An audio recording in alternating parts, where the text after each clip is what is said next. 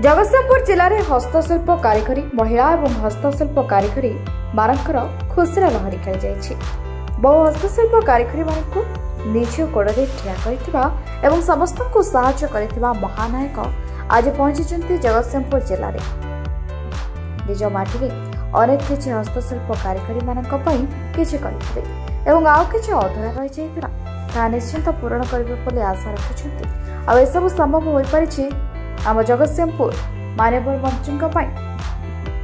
हस्तशिल्प कारीगरी समस्त मन में खुशी लहरी खेल। अजित प्रसाद भोई सहकारी निर्देशक भाव योगदान कर लक्ष्य हस्तशिल्प विकास पर विभिन्न क्राफ्ट हस्तशिल्प कारीगरी माने जगतसिंहपुर जिले में अच्छा किपर सर्वांगीन उन्नति हो पार ओडिशा सरकार तथा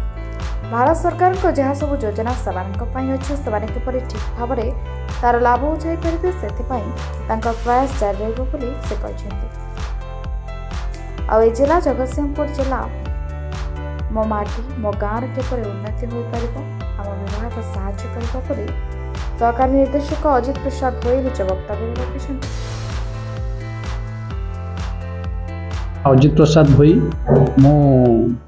28 तारिख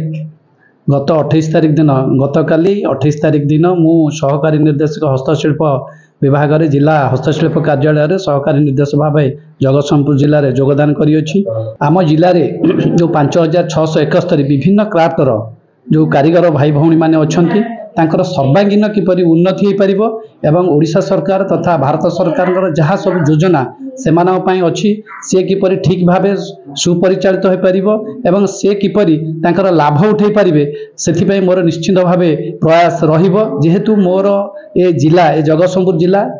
होउछि मो माटी मो गाँ मु निश्चित भावे आम जिलार प्रत्येक हस्तशिल्प कारीगर सर्वांगीन उन्नति किपरि होबो मु निश्चित भावे चेष्टा करिबी एवं सरकारकर जहाँ जहाँ योजना बर्तमान अच्छी सेमानक पई एवं भविष्य में जहाँ भी योजना प्रणयन करा जिवो सेथि पई आम विभाग तरफरु सबु प्रकार चेष्टा मु एवं मोर जो अछंती स्टाफ निश्चित भावे चेष्टा करिबु से केवल तार सफल पाई परिबे। Jagatsinghpur Prashant Malik report metro TV Odisha.